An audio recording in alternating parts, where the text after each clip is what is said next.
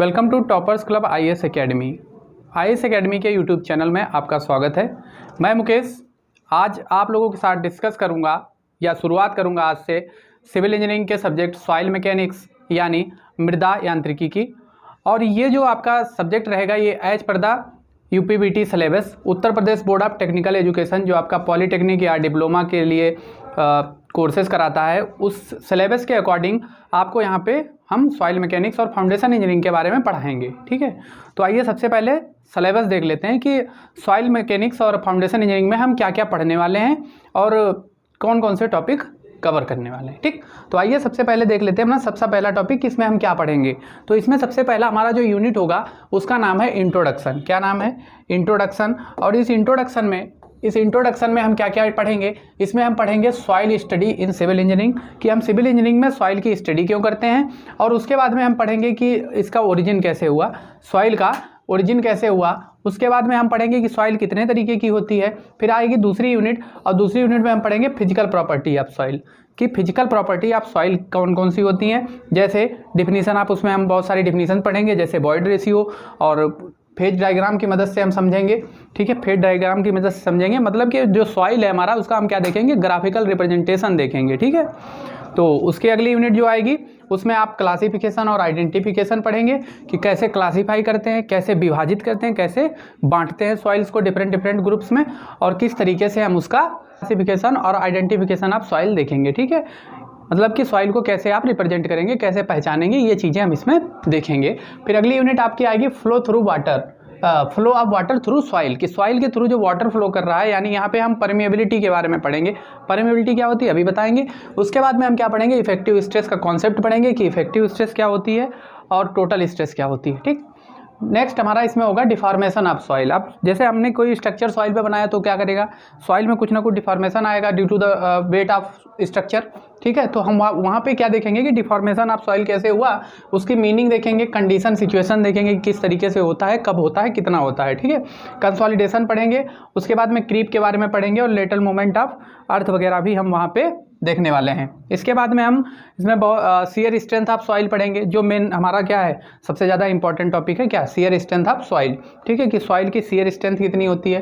फिर अगली यूनिट में हम कॉम्पैक्शन के बारे में पढ़ेंगे। कॉम्पैक्शन और कंसोलिडेशन लगभग एक जैसी चीज़ें होती हैं। कॉम्पैक्शन और कंसोलिडेशन लगभग एक जैसी चीज़ें होती हैं पर वो अलग अलग होती हैं। ठीक है, तो अगला टॉपिक इसमें हम सॉइल एक्सप्लोरेशन पढ़ेंगे कि सॉइल का हम स्टडी कैसे करें, कैसे हम सॉइल की जांच कर पाएँ, कैसे हम सॉइल पे टेस्ट कर पाएँ। तो वो कहाँ पढ़ेंगे, हम सॉइल एक्सप्लोरेशन पे पढ़ेंगे। इसमें इसके पर्पस पढ़ेंगे, नेसेसिटी पढ़ेंगे कि क्यों आवश्यक है। फिर हम उसमें इसके reconnaissance method of soil exploration पढ़ेंगे, सैम्पलिंग कैसे करते हैं ये पढ़ेंगे। ठीक है, फिर इसके बाद में हम बियरिंग कैपेसिटी ऑफ सॉइल कि सॉइल की स्ट्रेंथ कितनी होती है, बियरिंग कैपेसिटी क्या होती है, उसकी धारण क्षमता क्या होती है, वो कितना वेट सह सकती है, कितना लोड उस पर रखा जा सकता है, ये हम इस यूनिट में पढ़ेंगे। इसके बाद में हम पढ़ेंगे नीव इंजीनियरिंग यानी फाउंडेशन इंजीनियरिंग के बारे में।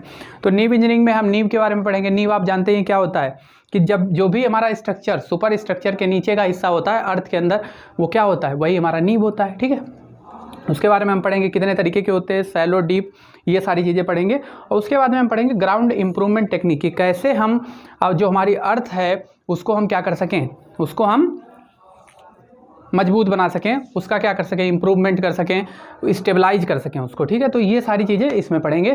तो सबसे पहले आज हम शुरू करेंगे अपनी पहली यूनिट का क्या नाम है, इंट्रोडक्शन टू सॉइल मैकेनिक्स। क्या, इंट्रोडक्शन टू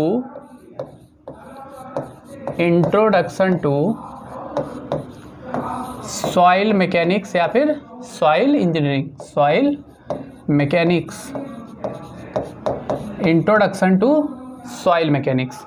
तो जो सॉइल मैकेनिक्स है वह क्या है, सॉइल मैकेनिक्स क्या है, यह एक ब्रांच है इंजीनियरिंग की जिसमें हम अध्ययन करते हैं किसका, सॉइल का यानी मृदा का और उस पर लगने वाले फोर्सेस का और उनके इफेक्ट का। ठीक है, तो ये सबसे पहले क्या है, ये सॉइल मैकेनिक्स है। अब अगर सबसे पहले टर्म हम क्या देखें, इसमें क्या है, सॉइल है। अगर सॉइल के बारे में आपको पता करना हो तो आप क्या बताएंगे कि सॉइल क्या है, सॉइल क्या है, सॉइल यानी मृदा, सॉइल यानी मृदा क्या है। तो ये जो सॉइल है यह आपके एक लैटिन शब्द, यह क्या है, यह एक लैटिन शब्द सोलियम से बना है। लैटिन शब्द सोलियम से बना है। सोलियम से बना है, ठीक। दूसरा अगर पॉइंट इसमें देखें कि यह तो हो गया कि यह सॉइल जो शब्द है ये आया कहाँ से आया, सोलियम से आया, ठीक है। अब अगर हम इसमें दूसरा देखें कि सॉइल होती क्या है, तो जो भी हमारी अर्थ सरफेस होती है उसके जो ऊपर का जितने हम कंस्ट्रक्शन करते हैं वहाँ से हमें सिर्फ मतलब है। डिफरेंट फील्ड के लिए डिफरेंट मतलब हो सकते हैं। जैसे अगर आप देखें कि अगर कोई एक कृषि इंजीनियर है, ठीक है, एग्रीकल्चरल इंजीनियर है या कृषि वैज्ञानिक है, तो उसके लिए सॉइल का वहाँ से मतलब होगा, उस मिट्टी से मतलब होगा जिसमें वह खेती करता है और पेड़ पौधे उगते हैं, ठीक है, तो उसको सिर्फ उससे मतलब होगा।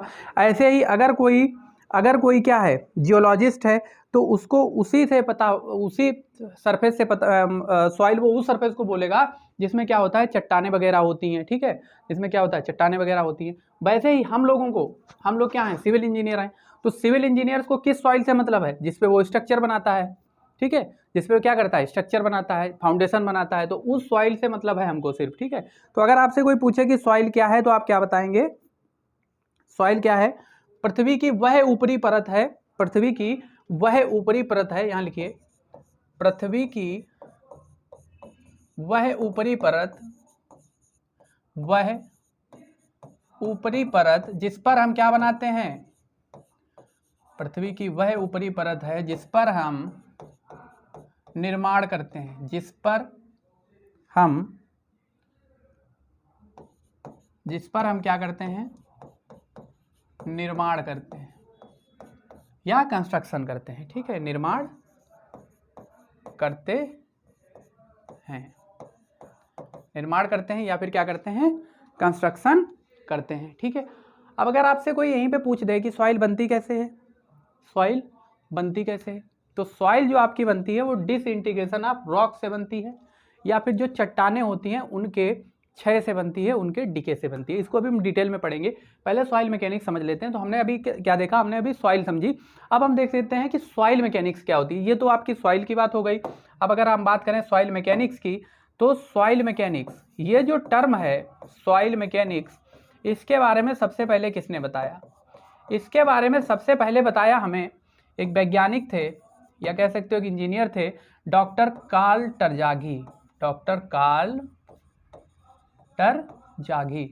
कार्ल टरजागी ने सबसे पहले सॉइल मैकेनिक्स के बारे में बताया। किसमें बताया, उन्होंने एक बुक लिखी जिसका नाम था अर्डबऊ मैकेनिक। क्या नाम था, अर्डबऊ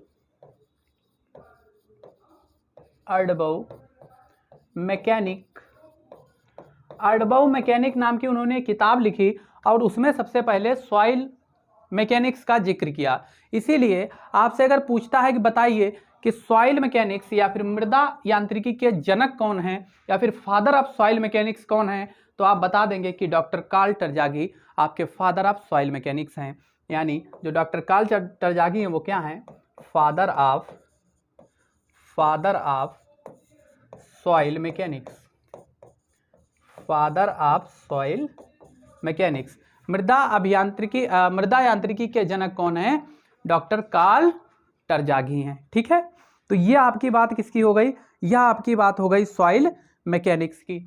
यह बात किसकी हो गई, यह बात हो गई आपकी सॉइल मैकेनिक्स की, ठीक है।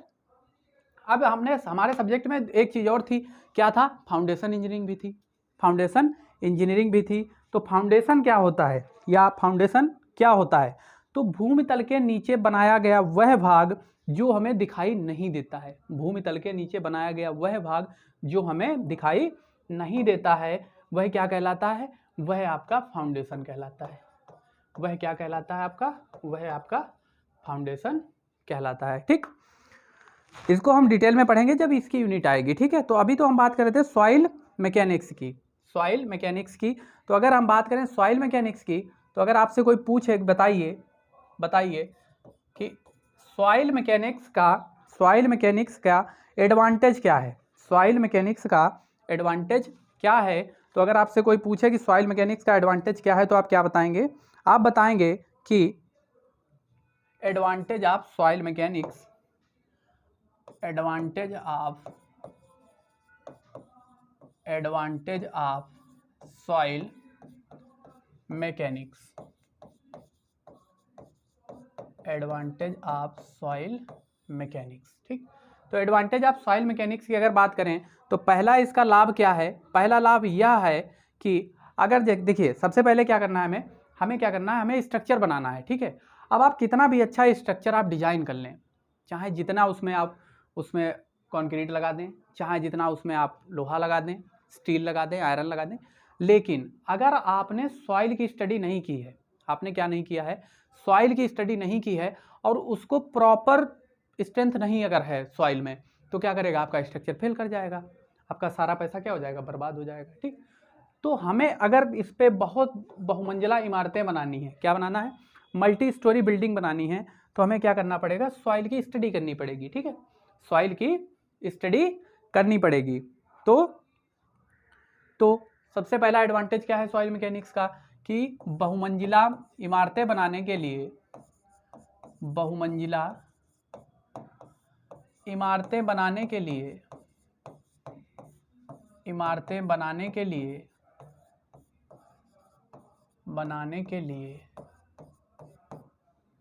के लिए मददगार साबित होती है। कैसे मददगार साबित होती है? बनाने के लिए क्या होती है, मददगार है क्या, सॉइल मैकेनिक्स। कैसे? क्योंकि हम वहाँ पे स्टडी कर लेंगे कि कितना वेट हमारी सॉइल सहन कर सकती है और कितना उस पर हम फोर्स अप्लाई कर सकते हैं, कितना लोड अप्लाई कर सकते हैं, उसके अकॉर्डिंग हम क्या कर लेंगे, अपना डिजाइन कर लेंगे। ठीक, नेक्स्ट अगर हम देखें दूसरा एडवांटेज क्या है इसका, तो दूसरे एडवांटेज की अगर बात करें हम, तो दूसरा एडवांटेज है कि मृदा के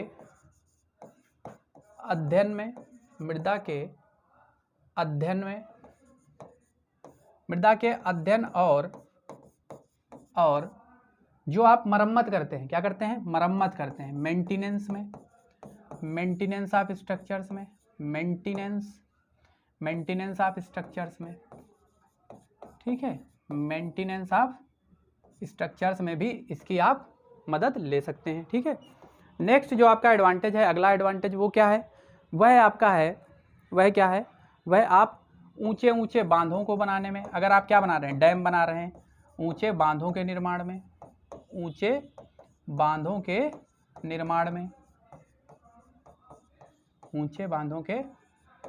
में, ठीक, तो यह क्या हो गए, ये आपके एडवांटेज हो गए सॉइल मैकेनिक्स के। ठीक है, ये क्या हो गए, ये एडवांटेज हो गए सॉइल मैकेनिक्स के।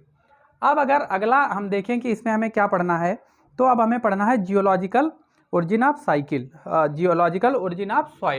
क्या पढ़ना है, जियोलॉजिकल ओरिजिन ऑफ सॉइल, या फिर हम कहें कि ओरिजिन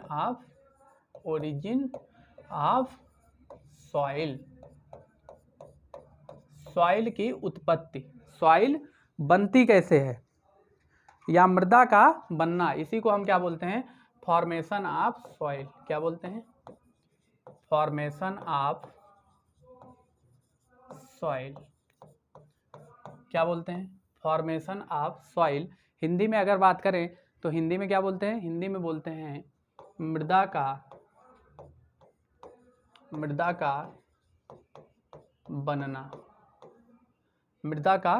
बनना, ठीक। तो अगर हम बात करें कि फॉर्मेशन ऑफ सॉइल की, तो आपको पता है कि जो आपका फॉर्मेशन ऑफ सॉइल होता है या सॉइल कैसे बनती है, ये आपको पता है कैसे बनती है, कि हमारी जो अर्थ है, जो पृथ्वी है, उसके अंदर क्या होता है, उसके अंदर आपका मॉल्टेन, या क्या कहें कि आप कह सकते हैं कि लावा पिघल रहा है, जो कि आपका ज्वालामुखी के थ्रू क्या होता है, बाहर आता रहता है। ठीक है, जब वह बाहर आता है तो क्या होता है, जो मैग्मा बाहर आता है मॉल्टेन फॉर्म में या पिघले हुए फॉर्म में, वो क्या होता है, धीरे धीरे ठंडा हो जाता है, और उस धीरे धीरे ठंडे हुए जो हमारा लावा होता है, उसी को हम क्या बोल देते हैं, वही जब ज़्यादा मात्रा में एक जगह पे इकट्ठा होकर ठंडा हो जाता है तो वही क्या फॉर्म करता है, चट्टान फॉर्म करता है। ठीक है, फिर उस चट्टान का क्या होता है, इरोजन होता है, विघटन होता है, ठीक है, या डिके होता है, या क्षय होता है, उसका धीरे धीरे क्या होता रहता है, डिके होता रहता है, और उसी डिके के थ्रू, उस डिके के थ्रू जो हमारे छोटे छोटे सॉइल पार्टिकल हैं वो एक जगह से दूसरे जगह पे ट्रांसफ़र होते रहते हैं। ठीक है, ट्रांसफ़र होते रहते हैं, उसी को हम क्या बोलते हैं, और एक जगह पे इकट्ठा हो जाते हैं, एक जगह पे क्या हो जाते हैं, इकट्ठा हो जाते हैं, तो उसी को हम बोलते हैं कि ये हमारी क्या बन गई, ये हमारी सॉइल बन गई, यानी फॉर्मेशन ऑफ सॉइल हो गया। ठीक है, तो जब फॉर्मेशन ऑफ सॉइल हो गया और उसके बाद में अगर हमने देखा कि फॉर्मेशन ऑफ सॉइल हो गया तो क्या होगा कि जो वह सॉइल जो बन गई फिर उसका क्या होगा, फिर से वह एक जगह पे ज़्यादा इकट्ठा होती रहेगी और बहुत ज़्यादा स्टोर हो जाएगी, तो फिर से वो चट्टान का रूप ले लेगी। तो क्या हुआ कि चट्टान से धीरे धीरे टूट कर मृदा बनना और उसके बाद फिर से चट्टान में परिवर्तित हो जाना, वही क्या होता है, हमारा सॉइल का ओरिजिन या फॉर्मेशन ऑफ सॉइल होता है। ठीक है, तो इस तरीके से आप देखते हैं कि एक साइकिल बन रही है। क्या बन रही है, साइकिल बन रही है। तो उसको, उसी साइकिल को हम बोलते हैं जियोलॉजिकल साइकिल। क्या बोलते हैं, जियोलॉजिकल साइकिल, जियोलॉजिकल साइकिल। तो जियोलॉजिकल साइकिल क्या है आपका, चट्टान का टूटकर डिफरेंट पैरामीटर से पास होकर फिर से दोबारा से क्या बन जाना, चट्टान बन जाना, आपका क्या है, जियोलॉजिकल साइकिल। जैसे आपकी यह क्या थी, यह एक यहाँ पे क्या थी, चट्टान थी, क्या थी, रॉक थी, कोई क्या थी, रॉक थी। इसका क्या हुआ, इसका हुआ डिसइंटीग्रेशन। क्या हुआ,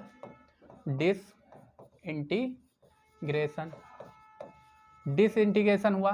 क्या हुआ, चट्टान का क्या हुआ, डिसइंटीग्रेशन हुआ, या फिर क्या हुआ, विघटन हुआ। क्या हुआ, विघटन हुआ। इसी को आप हिंदी में क्या बोलेंगे, विघटन बोलेंगे, विघटन हुआ।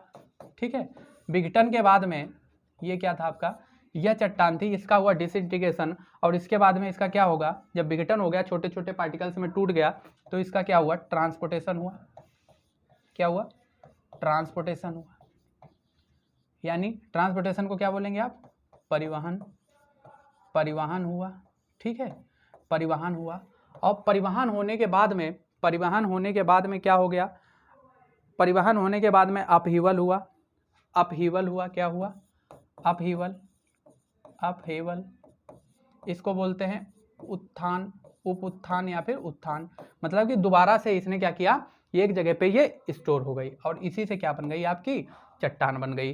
तो यह जो पूरी साइकिल हुई, यह जो क्या हुई, ये पूरी साइकिल हुई, यानी चट्टान का डिसइंटीग्रेशन होना, विघटन होना, उसके बाद उसका परिवहन होना, ट्रांसपोर्टेशन होना, उसके बाद उत्थान होना, अपहेवल होना और उसके बाद फिर से चट्टान में परिवर्तित हो जाना। तो यही पूरी साइकिल आपकी क्या कहलाई, यही पूरी साइकिल आपकी कहलाई जियोलॉजिकल साइकिल। ठीक है, क्या समझ में आया कि हमारी जो सॉइल थी वो क्या हुई, वह चट्टान से मृदा एवं मृदा से पुनः चट्टान में परिवर्तित हो गई और इसी प्रक्रिया को हमने बोल दिया जियोलॉजिकल साइकिल। क्या बोल दिया, जियोलॉजिकल साइकिल, या इसी को हिंदी में क्या बोलते हैं, भूवैज्ञानिक चक्र। क्या बोलते हैं, भूवैज्ञानिक चक्र, भूवैज्ञानिक चक्र। ठीक, नेक्स्ट अगर अगली बात क्या करें कि जो हमने इसमें स्टेप्स देखे, तो पहला स्टेप क्या था आपका, पहला स्टेप था आपका डिसइंटीग्रेशन। क्या था, डिसइंटीग्रेशन यानी विघटन, डिसइंटीग्रेशन या फिर विघटन। तो सबसे पहले देख लेते हैं कि डिसइंटीग्रेशन यानी विघटन क्या होता है, डिसइंटीग्रेशन यानी विघटन क्या होता है। ठीक है, तो जो हमारा डिसइंटीग्रेशन यानी विघटन होता है, यह क्या होता है, या विभिन्न कारकों से होता है, विभिन्न कारकों से होता है और जनरली यह 2 तरीके का होता है। कितने तरीके का होता है, 2 तरीके का होता है। कितने तरीकों का, 2 तरीके का। पहला क्या होता है हमारा, और इसी डिसइंटीग्रेशन को आप एक और नाम से जानते हैं, क्या नाम होता है उसका, वेदरिंग। क्या बोलते हैं इसको, वेदरिंग।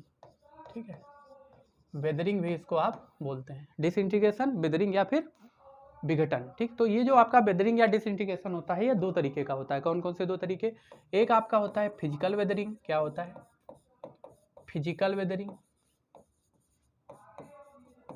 फिजिकल वेदरिंग, जिसको हिंदी में क्या बोलेंगे आप, भौतिक विघटन। क्या बोलेंगे, भौतिक विघटन। और दूसरा आपका क्या होता है, दूसरा आपका होता है केमिकल वेदरिंग। क्या होता है, केमिकल वेदरिंग।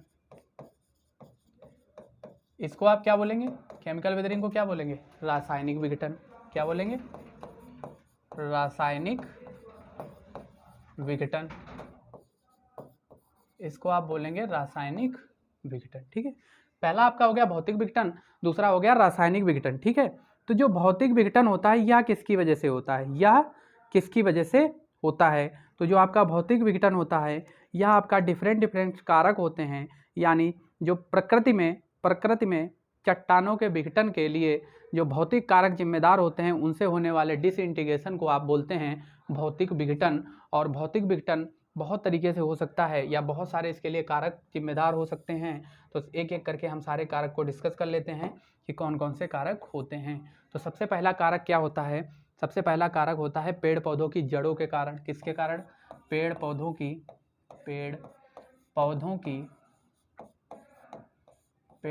की जड़ों के कारण हो सकता है, रूट ऑफ द, जड़ों के कारण, roots of the plants.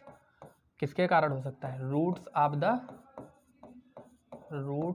The plants के थ्रू हो सकता है। ठीक है। दूसरा जो होता है, दूसरा आपका हो सकता है या टेम्परेचर में वेरिएशन के कारण, तापक्रम में बदलाव के कारण। किसके कारण, टेम्परेचर में वेरिएशन के कारण, तापक्रम में बदलाव के कारण आपका हो सकता है, बदलाव के कारण,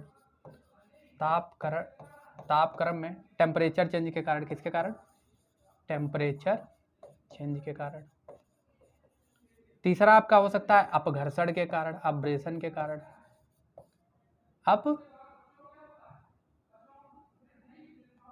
अपघर्षण के कारण हो सकता है आपका, अपघर्षण के कारण हो सकता है।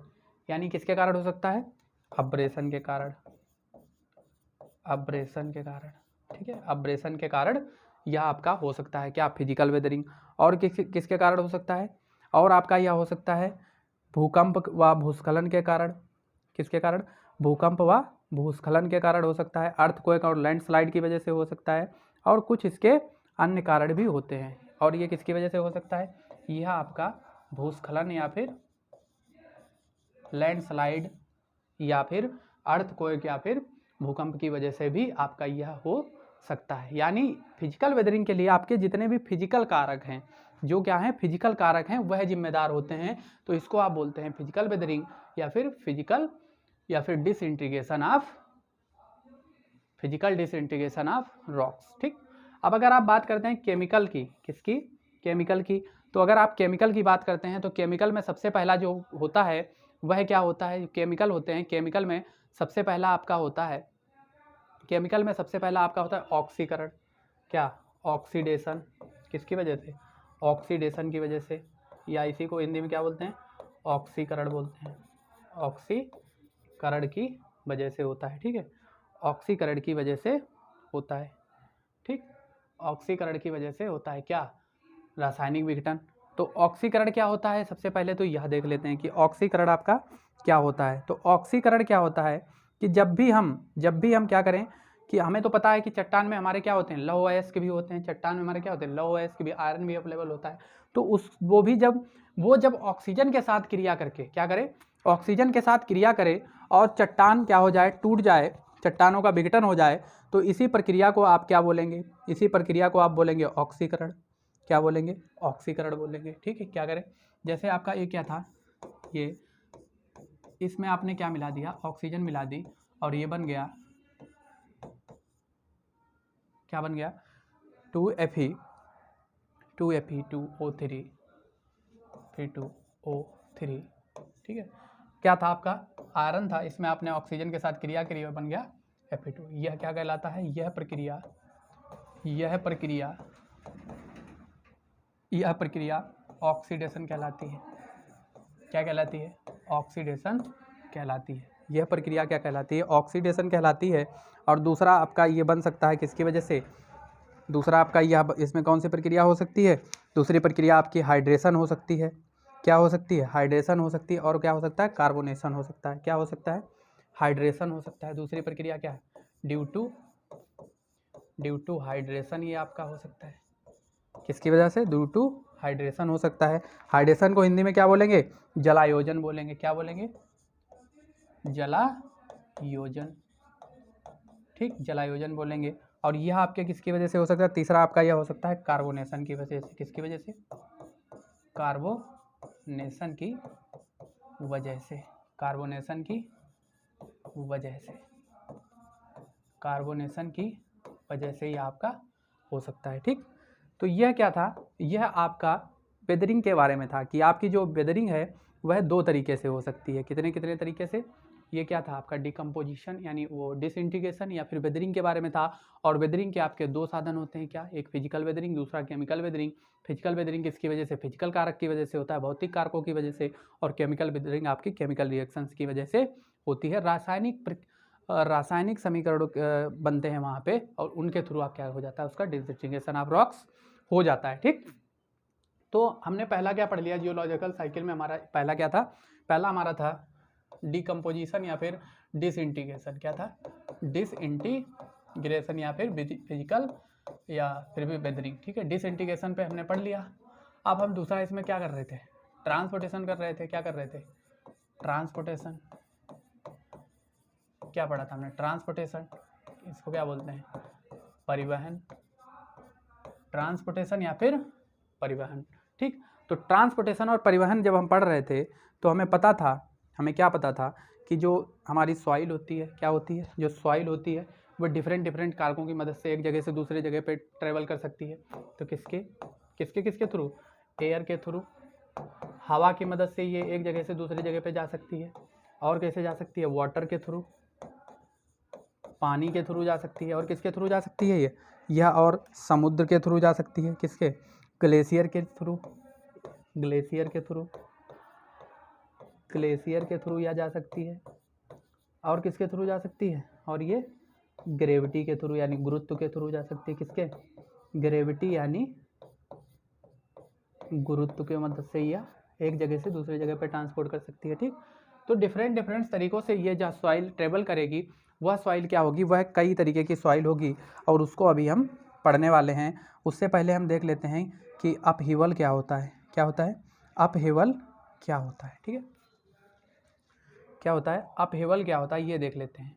ठीक है, अपहीवल क्या होता है, तो जो अपहीवल है, क्या है, अपहीवल है वह क्या है, अपहीवल हमारा जो हम क्या करते हैं, अपहीवल, अपहीवल। ठीक है,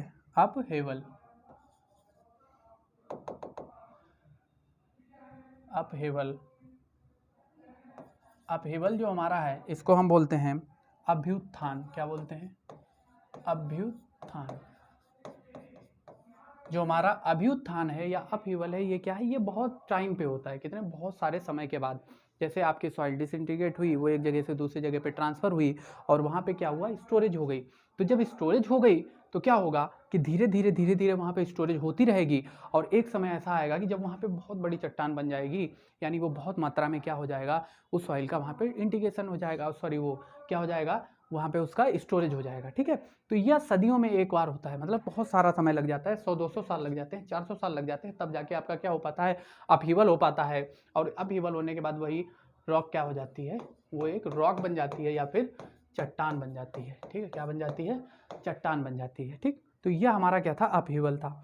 अगर आपसे अब कोई पूछता है, बताइए कि जो जियोलॉजिकल साइकिल है उसको एक्सप्लेन करिए, 5 नंबर या 7 नंबर में क्वेश्चन आपसे आ जाएगा, आपके एग्जाम में, बोर्ड एग्जाम जो है उसमें आ जाएगा, सेमेस्टर एग्जाम जो है आपका ऑड सेमेस्टर में जो 3rd ईयर के स्टूडेंट्स के लिए होता है, अगर उसमें आ गया कि आपसे पूछ लिया, बताइए कि जो डिसइंटीग्रेशन ऑफ रॉक्स होता है वह क्या होता है, या आपसे पूछ लिया कि बताइए geological cycle of soil formation क्या है, geological cycle of soil formation क्या है, तो आप ये पूरा एक्सप्लेन कर देंगे तो आपको पूरे नंबर मिल जाएंगे। ठीक है, उम्मीद करता हूँ कि आपने ये समझ लिया होगा। अगर आपको समझ में नहीं आया तो आप कमेंट बॉक्स में अपनी राय जरूर दें, कमेंट बॉक्स में हमें ज़रूर बताएं कि कहाँ पे कमी है, तो उसको हम सुधारने का प्रयास करेंगे। ठीक है, और अगर आपको क्लास अच्छी लग रही है तो आप हमारे जो वीडियो है उसको शेयर कर दीजिए अपने दोस्तों के साथ, ताकि उनको भी इसका बेनिफिट मिल सके, और हमारे चैनल को भी सब्सक्राइब करते रहिए। ठीक है, तो आगे हम अब इसमें पढ़ेंगे कि इसमें आगे हम क्या पढ़ेंगे, इसमें आगे हम पढ़ेंगे कि जो हमारा सॉइल है वह कितने तरीके का होता है, सॉइल कितने तरीके का होता है, सॉइल कितने तरीके का होता है। ठीक है, टाइप्स ऑफ सॉइल किसके अकॉर्डिंग, जो अभी आपके ट्रांसपोर्टिंग एजेंट थे, क्या थे, ट्रांसपोर्टिंग एजेंट थे, उनके कारण, उनके तरीके से। तो सबसे पहले तो हमें पता है कि हमारी सॉइल कैसे बनती है, बाय ट्रांसपोर्टेशन। कैसे बनती है, ट्रांसपोर्टेशन की मदद से, ट्रांसपोर्टेशन ट्रांसपोर्टेशन की मदद से, यानी परिवहन की मदद से। किसकी मदद से? परिवहन की मदद से। तो ये तो हमारा क्या हुआ? ट्रांसपोर्टेशन। तो ट्रांसपोर्टेशन दो तरीके से हमारी सॉइल बन सकती है। पहला क्या है कि अगर हमारी सॉइल एक जगह से दूसरी जगह पे ट्रांसफ़र हो, क्या हो? एक जगह से दूसरी जगह पे ट्रांसफ़र हो तो क्या हो गई? वो ट्रांसपोर्टेड सॉइल हो गई। ट्रांसपोर्टेड सॉइल हो गई। ट्रांसपोर्टेड सॉइल हो गई, ठीक है। इसको क्या बोलेंगे आप? स्थानांतरित मृदा। स्थानांतरित मृदा। और दूसरी आपकी कौन सी हो गई? दूसरी आपकी हो गई रेसिडुअल सॉइल। कौन सी? Residual soil. रेसिडुअल सॉइल, इसको क्या बोलेंगे? अवशिष्ट मृदा। क्या बोलेंगे? अवशिष्ट मृदा। अवशिष्ट मृदा। पहली आपकी स्थानांतरित मृदा और दूसरी हो गई आपकी अवशिष्ट मृदा। तो अवशिष्ट मृदा क्या होती है और स्थानांतरित मृदा क्या होती है, यह समझ लेते हैं। जब भी आपकी कोई चट्टान थी, आपकी क्या थी? चट्टान हुई, और उस चट्टान का क्या हुआ? विघटन हुआ या डिसइंटीग्रेशन हुआ। क्या हुआ? विघटन हुआ या डिसइंटीग्रेशन हुआ, ठीक है। और उस डिसइंटीग्रेशन के पश्चात आपके जो सॉइल कण थे, क्या थे? जो आपके सॉइल के पार्टिकल्स थे या सॉइल के कण थे, वह क्या हुआ? वह एक जगह से दूसरे जगह पे स्थानांतरित हो गए। क्या हो गए? एक जगह से दूसरी जगह पे ट्रांसपोर्ट हो गए। मतलब जहाँ पे डिसइंटीग्रेशन हुआ वहाँ पे सॉइल नहीं रही, सॉइल के कण नहीं रहे, वह किसी अन्य स्थान पर पहुँच गए विद द हेल्प ऑफ किसके? बाय एयर, हवा अथवा वाटर अथवा किसी अन्य मेथड से वो क्या हुआ? एक जगह से दूसरी जगह पे ट्रांसपोर्ट हो गए, ठीक है। क्या हो गए? एक जगह से दूसरी जगह पे ट्रांसपोर्ट हो गए। तो उस तरीके की सॉइल को आप क्या बोलेंगे? ट्रांसपोर्टेड सॉइल या फिर स्थानांतरित मृदा बोलेंगे। क्या बोलेंगे? ट्रांसपोर्टेड सॉइल या फिर स्थानांतरित मृदा बोलेंगे। और दूसरा आपका क्या है? रेसिडुअल सॉइल है। क्या है? रेसिडुअल सॉइल, यानी जहाँ पे आपका रॉक का डिसइंटीग्रेशन हुआ, जहाँ पे आपकी रॉक की वेदरिंग हुई, वहीं पे ठीक उसी जगह पे आपके जो सॉइल के पार्टिकल्स थे, सॉइल के कण थे, वह क्या हुए? वह वहीं पे इकट्ठा होते रहे, ठीक है। अगर वहीं पे ये इकट्ठा होते रहे तो आपका क्या होगा? तो वहाँ पे आपकी जो सॉइल फॉर्म होगी उस सॉइल को आप क्या बोलेंगे? रेसिडुअल सॉइल बोलेंगे, अवशिष्ट मृदा बोलेंगे, ठीक है। क्या बोलेंगे? अवशिष्ट मृदा या फिर रेसिडुअल सॉइल। यानी आपकी जो सॉइल थी वो दो तरीके की होती है बेसिकली। किस तरीके की? एक आपका ट्रांसपोर्टेड सॉइल, दूसरा आपका रेसिडुअल सॉइल। ट्रांसपोर्टेड सॉइल यानी जो सॉइल के कण थे वह चट्टान जहाँ पे थी वहाँ पे इकट्ठे नहीं हुए, बल्कि वो दूसरी जगह पे डिसइंटीग्रेशन होके उस रॉक का वह दूसरी जगह पे ट्रांसपोर्ट होके इकट्ठा हो गए। तो उस सॉइल को आप बोलेंगे ट्रांसपोर्टेड सॉइल, और अगर वो वहीं पर रह गए तो उस सॉइल को आप बोलेंगे रेसिडुअल सॉइल, ठीक है। तो यह आपका क्या था? यह आपका सॉइल के बारे में था। अब हमारी कुछ डिफरेंट तरीके की सॉइल होती हैं। जो हमारी सॉइल होती हैं वो किसके अकॉर्डिंग? ट्रांसपोर्टेशन के अकॉर्डिंग। तो उन सॉइल को समझ लेते हैं, उन सॉइल को क्या कर लेते हैं? समझ लेते हैं। तो सबसे पहले आपकी क्या होती है? Alluvial soil. क्या होती है? Alluvial soil. इसको हिंदी में बोलते हैं जलोढ़ मृदा। क्या बोलते हैं? जलोढ़ मृदा। एलुवियल सॉइल या फिर जलोढ़ मृदा बोलते हैं इसको। और यह क्या होती है? यह आपकी जो क्या होती है? यह वह मृदा होती है। क्या होती है? वह मृदा होती है, वह मृदा होती है जो वह मृदा होती है जो पानी के द्वारा, किसके द्वारा? पानी के द्वारा, पानी के द्वारा स्थानांतरित होकर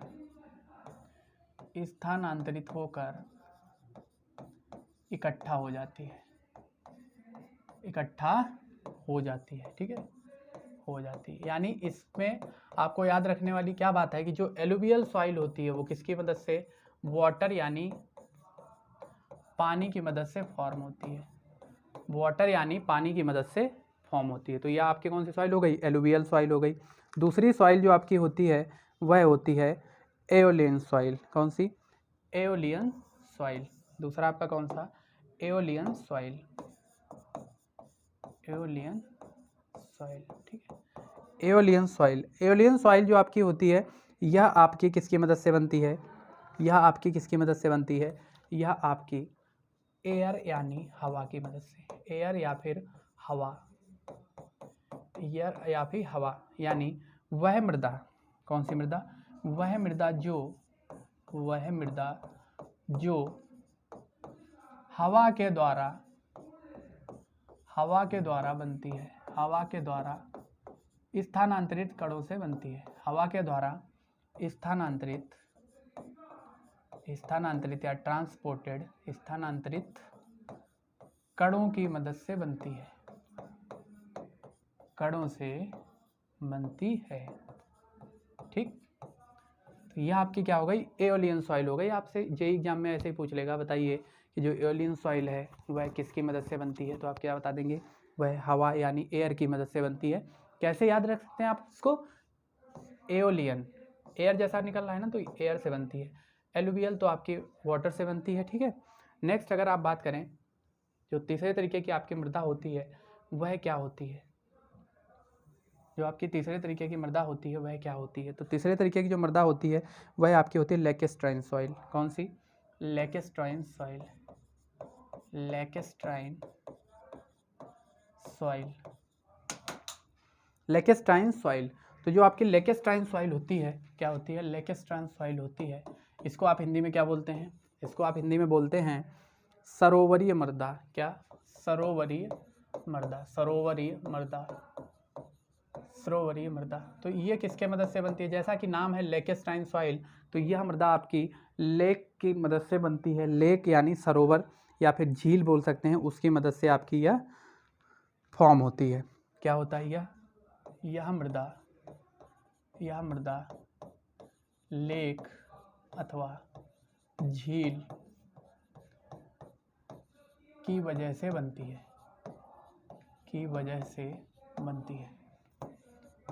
अगर आपसे कोई पूछता है कि बताइए कि जो लैकेस्ट्राइन सॉइल है वो किससे बनती है, तो आप क्या बता देंगे, आप बता देंगे कि यह वो है मृदा जो लेक के वाटर या लेक की वजह से बनती है, उसको आप क्या बोलते हैं, लैकेस्ट्राइन सॉइल बोलते हैं। ठीक है, चौथा आपका जो सॉइल टाइप होता है वह आपका होता है मरीन सॉइल या फिर समुद्री, मरीन सॉइल या फिर समुद्री मृदा। क्या, समुद्री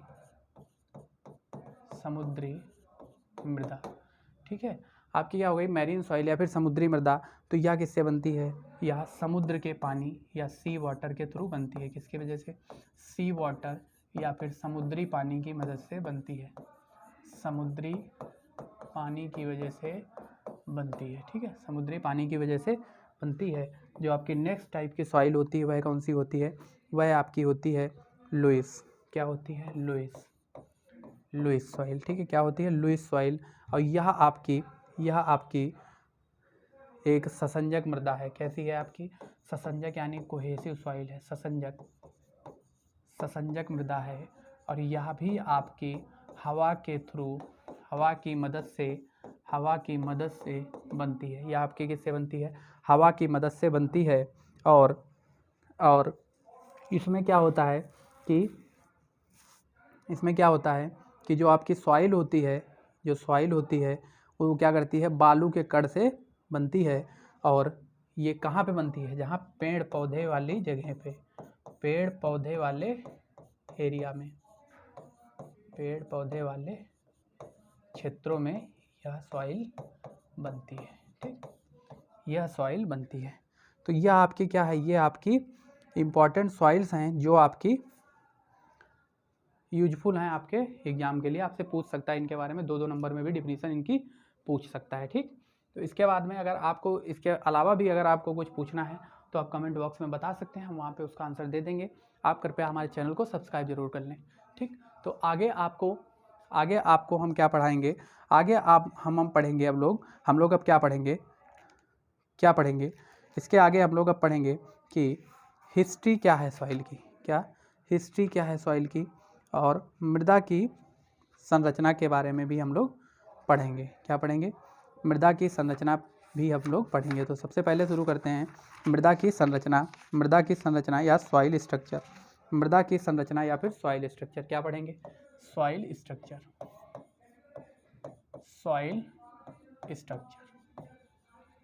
मृदा की संरचना,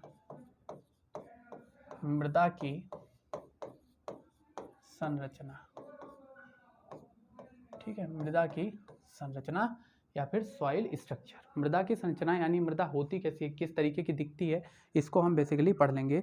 तो बेसिकली ये 3 तरीके की होती है। कैसी कितने तरीके की होती है? 3 तरीके की, 1, 2 और 3। पहला तरीका जो होता है वो क्या होता है, इसकी जो संरचना होती है वो 3 तरीके की होती है। पहला होता है single grain structure. Single grain structure Hindi में बोले तो एकल कड़ीय संरचना। एकल कड़ीय संरचना, एकल कड़ीय संरचना। और दूसरी जो सॉइल होती है वह आपकी होती है हनी कॉम्ब स्ट्रक्चर। क्या? हनी कॉम्ब, एक ही में हनी कॉम्ब स्ट्रक्चर। मधुकोशीय या फिर मधुमक्खी छाता संरचना। मधुमक्खी हनीकॉम्ब, मधुमक्खी छाता संरचना, मधुमक्खी छाता संरचना। और तीसरी जो आपकी होती है वह आपकी होती है गुच्छेदार संरचना या फिर फ्लॉकुलेटेड स्ट्रक्चर या फिर गुच्छेदार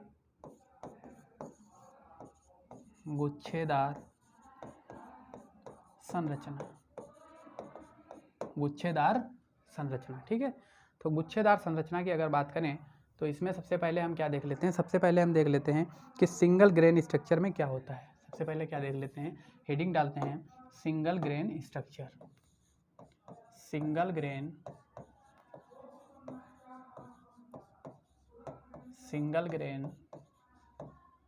स्ट्रक्चर, एकल कड़ीय संरचना। एकल कड़ीय संरचना। तो जो सिंगल ग्रेन स्ट्रक्चर होता है इसमें क्या होता है, इसमें यह सबसे क्या होती है, समान, सबसे सरल संरचना होती है। क्या होती है? यह सबसे सरल संरचना होती है। यह एकल कणों से बनी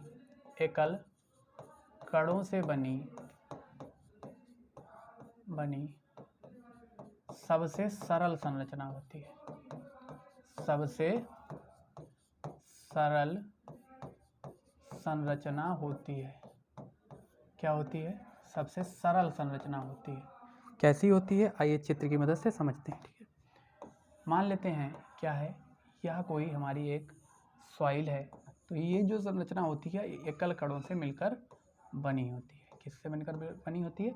एकल कणों से इस तरीके से मिलकर बनी होती है, यानी सिमिलर फैशन में सारे के सारे कण एक दूसरे से जुड़े होते हैं। ठीक है, सिमिलर फैशन में या एक समान रूप से या फिर सरल तरीके से एक दूसरे से जुड़े होते हैं। ठीक है, क्या होते हैं? एक दूसरे से जुड़े होते हैं। ठीक है, ऐसे इस तरीके से। इसमें देखिए कोई डिफरेंट तरीके से जुड़ा है ना, सेम पैटर्न पे सारे के सारे कण आपस में जुड़े हैं, इसीलिए इस सॉइल को हम बोलते हैं सिंगल ग्रेन स्ट्रक्चर। क्या बोलते हैं? Single grain structure. अगर इस प्रकार की सॉइल की हम बात करें तो इस प्रकार की सॉइल का जो पोरोसिटी होता है, क्या होता है? पोरोसिटी होता है। पोरोसिटी हिंदी में बोलते हैं सारंध्रता।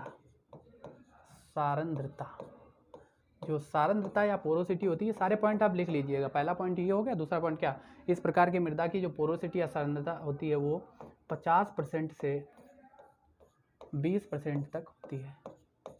50% से 20% के बीच होती है। और इसका जो वॉइड रेशियो होता है, क्या? वॉइड रेशियो, रिक्तता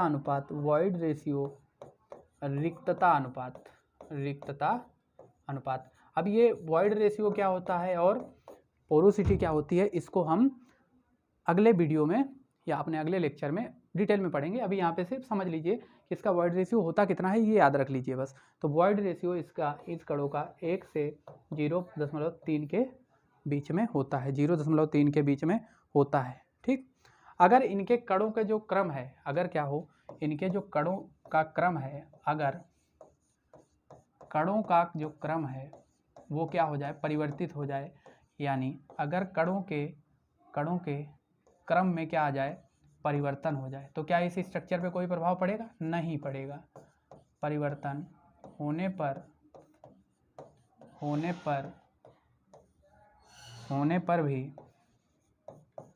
पर भी इनके स्ट्रक्चर में या फिर इस स्ट्रक्चर में कोई इनके स्ट्रक्चर में कोई प्रभाव नहीं पड़ता है। कोई प्रभाव नहीं पड़ता है। कोई प्रभाव नहीं पड़ता है। ठीक है, कोई भी प्रभाव नहीं पड़ता है। तो यह आपका क्या हो गया? यह आपका सिंगल ग्रेन स्ट्रक्चर हो गया। अगला अगर दूसरे की बात करें तो दूसरा आपका क्या था? फ्लॉकुलेटेड स्ट्रक्चर था। क्या था? फ्लॉकुलेटेड स्ट्रक्चर था। क्या था? फ्लॉकुलेटेड स्ट्रक्चर या गुच्छेदार संरचना। इसको आप क्या बोल रहे थे?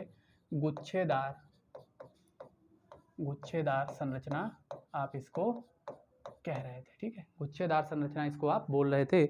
और इसका अगर आप देखें, इसका आप क्या देखें कि यह किस तरीके का होता है। यह किस तरीके का होता है? तो यह आपका कुछ इस तरीके का होता है। यह आपका क्या होता है? कुछ इस तरीके का होता है। यानी यह आपकी कोई क्या है? सॉइल है। और इसमें देखिए, इसमें क्या देखेंगे आप? इसमें आप देखेंगे कि जो आपके सॉइल पार्टिकल्स हैं वो क्या हैं? एक गुच्छे के आकार में कंबाइंड हैं। और इनके बीच में जो ये क्या होता है? ये आपका क्या होता है? ये आपके वॉइड्स होते हैं। क्या होते हैं? वॉइड्स होते हैं। ठीक है, अगर इनके गुणों की बात करें तो यह गुच्छेदार संरचना की वजह से, गुच्छेदार संरचना होने की वजह से अगर इनमें पानी के संपर्क में आ जाते हैं, क्या होते हैं? अगर यह पानी के संपर्क में आ जाएं, अगर क्या हो, यह पानी के संपर्क में आ जाएं तो क्या होगा कि यह पानी के संपर्क में आने पर यह क्या करते हैं? पानी को एब्जॉर्ब कर लेते हैं और जो आपकी सॉइल होती है उसको क्या हो जाता है? उसका आयतन बढ़ जाता है। ठीक है, उसका वॉल्यूम क्या हो जाता है? इंक्रीज हो जाता है। यानी ये किस तरीके की सॉइल की बात हम कर रहे हैं? तो ये हम अगर यहाँ पे देखें तो जैसे आपकी होती है ब्लैक कॉटन सॉइल। क्या होती है? Black cotton soil. ठीक, तो ये ब्लैक कॉटन सॉइल जो आपकी होती है बहुत इंपॉर्टेंट सॉइल है। इसके बारे में आपको डिटेल में पढ़ना पड़ेगा और हम बताएंगे कि ब्लैक कॉटन सॉइल क्या होती है। तो अभी देख लीजिए, अभी समझ लीजिए ब्लैक कॉटन सॉइल क्या होती है। तो ब्लैक कॉटन सॉइल आपकी एक तरीके की सॉइल है जिसके पास क्या प्रॉपर्टी होती है कि अगर इसको आप सूखी जगह पे रखेंगे, यानी वहाँ पे अगर वाटर नहीं पहुँचने देंगे तो ये बहुत ज़्यादा इसमें स्ट्रेंथ आ जाएगी। क्या आ जाएगी? बहुत ज़्यादा इसमें स्ट्रेंथ आ जाएगी। और अगर इसमें थोड़ा सा भी अगर आपने पानी मिला दिया तो ये क्या हो जाएगी? ये आपने में स्पंजी टाइप की बन जाएगी। यानी कि वह सॉइल, उस सॉइल में क्या हो जाएगा? इस सॉइल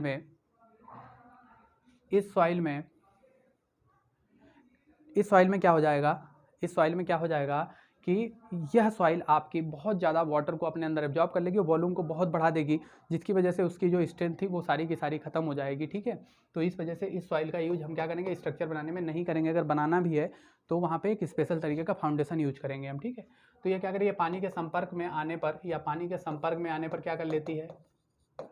फूल जाती है या फिर फूल जाती है। ठीक है, फूल जाती है। क्या आती है? पानी के संपर्क में आने पर क्या होती है? फूल जाती है। और अगर अगले हम बात करें, अगला इसका क्या गुण हो सकता है? तो यह संरचनाएं कैसी होती हैं? होमोजीनियस होती हैं। कैसी होती हैं? होमोजीनियस होती हैं, समांग होती हैं। होमोजीनियस संरचनाएं होती हैं। होमोजीनियस संरचनाएं होती हैं। या कैसी संरचनाएं होती हैं? होमोजीनियस संरचनाएं होती हैं। ठीक है, होमोजीनियस संरचनाएं होती हैं। तो यह आपकी किसकी बात हो रही है? आपके फ्लॉकुलेटेड स्ट्रक्चर की बात हो रही है। और इसके जो कण होते हैं वो एक दूसरे को प्रभावित नहीं करते हैं। कण एक दूसरे को प्रभावित नहीं करते हैं। कण एक दूसरे को प्रभावित नहीं करते हैं। ठीक है, जिसके कण होते हैं वो एक दूसरे को प्रभावित नहीं करते हैं। ठीक है, तो ये आपका कौन सा होगा? ये आपका फ्लॉकुलेटेड स्ट्रक्चर हो गया। तीसरा स्ट्रक्चर कौन सा है? तीसरा स्ट्रक्चर है आपका हनीकॉम्ब स्ट्रक्चर। क्या है? Honeycomb structure. हनीकॉम्ब स्ट्रक्चर, मधुमक्खी छाता संरचना, हनीकॉम्ब स्ट्रक्चर। ठीक है, क्या है? Honeycomb structure. तो अगर हनीकॉम्ब स्ट्रक्चर की बात करें तो आपको पता है कि कैसा होता है। आपने मधुमक्खी का छत्ता सबने देखा होगा। ठीक है, मधुमक्खी का छत्ता क्या होगा? सबने देखा है। किस तरीके का होता है? कुछ देखिए, ये आपके क्या हो गए? इसमें ये मान लीजिए कि क्या है? वॉइड्स हैं इसमें। ठीक है, ये क्या है? कुछ वॉइड्स हैं। तो मधुमक्खी का छत्ता किस तरीके का होता है, ठीक है। इसको ऐसे अगर फिल कर दिया जाए पूरा, इसको क्या कर दिया जाए, पूरा इसको अगर फिल कर दिया जाए इस तरीके से, ठीक है। और ये बीच में इसके क्या रहें, वॉइड्स रहें, इसके बीच में क्या रहें, वॉइड्स रहें, ठीक है। इसके बीच में क्या रहें, वॉइड्स रहें। तो यह आपका क्या हो जाएगा, यह आपकी संरचना कौन सी संरचना होगी, तो यह आपकी हनीकॉम्ब संरचना होगी, मधुमक्खी के छत्ते की तरह। कैसी हो जाएगी, मधुमक्खी के छत्ते की आकार की, ठीक है। जो मधुमक्खी का छत्ता होता है उसके आकार की यह आपकी संरचना होती है, इसीलिए इसको बोलते हैं हनीकॉम्ब स्ट्रक्चर। अब देखिए जैसे क्या है कि यहाँ पे लग रहा है कि ये सारी मधुमक्खियाँ यहाँ पे हैं, और ये क्या है, उनके बीच में थोड़ा थोड़ा स्पेस भी छूटा होता है। क्या होता है, थोड़ा थोड़ा स्पेस भी छूटा होता है, तो इसी को आप बोलते हैं हनीकॉम्ब स्ट्रक्चर, ठीक है। तो हनीकॉम्ब जो स्ट्रक्चर होता है, इसकी हनीकॉम्ब स्ट्रक्चर जो होता है, इसमें क्या इसके गुण क्या होते हैं, तो इसमें ससंजन बल होता है। इनके कणों के बीच में क्या होता है, ससंजन बल होता है। यानी जो मृदा कण होते हैं, मृदा कणों में कौन सा बल होता है, ससंजन बल होता है, ससंजन बल होता है। ये आपका इंपॉर्टेंट पॉइंट है, इसको नोट कर लेंगे। दूसरा पॉइंट अगर हम देखें, दूसरा इसमें क्या होता है, तो दूसरी चीज़ जो इसमें होती है, तो जो मृदा कण होते हैं, मृदा कणों में रिक्त स्थान पाए जाते हैं, मृदा कणों में रिक्त स्थान पाए जाते हैं, मृदा कणों में रिक्त स्थान पाए जाते हैं।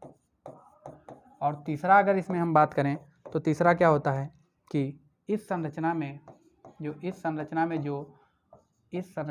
सी संरचना में, मधुमक्खी छत्ता संरचना में या फिर हनीकॉम्ब स्ट्रक्चर में जो हमारे कण होते हैं, इस संरचना में कणों का व्यवहार इसको क्या करता है, प्रभावित करता है। इसको क्या करता है, प्रभावित करता है, ठीक है। क्या करता है, प्रभावित करता है। तो यह आपकी बात किसकी हो गई, यह आज आपने किस किस चीज़ के बारे में पढ़ा, आपने पढ़ा कि सॉइल क्या होती है, उसका फॉर्मेशन कैसे होता है, ठीक है। और हनीकॉम्ब स्ट्रक्चर के बारे में पढ़ा, ठीक है, हनीकॉम्ब स्ट्रक्चर के बारे में पढ़ा, और फ्लॉकुलेटेड स्ट्रक्चर के बारे में पढ़ा, और डिफरेंट तरीके की आपने सॉइल के बारे में पढ़ा, ठीक है। तो यह आपका क्या हो गया, यह इंट्रोडक्शन आपका कंप्लीट हो गया। यानी जो पहला चैप्टर था इंट्रोडक्शन ऑफ सॉइल, वह आपका कंप्लीट हो गया, ठीक है। तो अगर आपको इसमें कुछ समझ में ना आया हो तो आप कमेंट बॉक्स में अपनी राय ज़रूर दें, और हमें बताएं कि हम क्या इसमें सुधार कर सकते हैं, या आपको क्या समझ में नहीं आया उसको हम दोबारा से समझाने की कोशिश करेंगे, ठीक है। और आप लोग हमारा जो वीडियो है इसको लाइक करिए, शेयर करिए, चैनल को सब्सक्राइब करिए, ताकि आपके लिए हम लोग फ्री वीडियो ला सकें। और आपको मैं अभी बता दूं कि आपको इस पूरा जो आपका ये सेमेस्टर है, ऑड सेमेस्टर जो है, वो फर्स्ट ईयर से लेकर थर्ड ईयर सारे ईयर के लिए आपको फ्री ऑफ कॉस्ट सारे सब्जेक्ट की सभी क्लासेस मिलेंगी। क्या मिलेंगी, सारे सब्जेक्ट की सभी क्लासेस आपको फ्री ऑफ कॉस्ट मिलेंगी। कैसे मिलेंगी, फ्री ऑफ कॉस्ट, मतलब कोई पैसा आपसे नहीं लिया जाएगा, और आपको फ्री ऑफ कॉस्ट सारी क्लासेस फर्स्ट ईयर से लेकर फाइनल ईयर तक। तो कृपया करके आप इस वीडियो को अपने दोस्तों के साथ, अपने कॉलेज के जो फ्रेंड हैं उनके साथ, उनके ग्रुप जो आपके व्हाट्सएप ग्रुप होंगे उनमें इस वीडियो को ज़रूर शेयर करें, और हमारे चैनल को सब्सक्राइब करें, ठीक है। और आज के लिए इतना ही, मिलते हैं अगले वीडियो में। Thank you.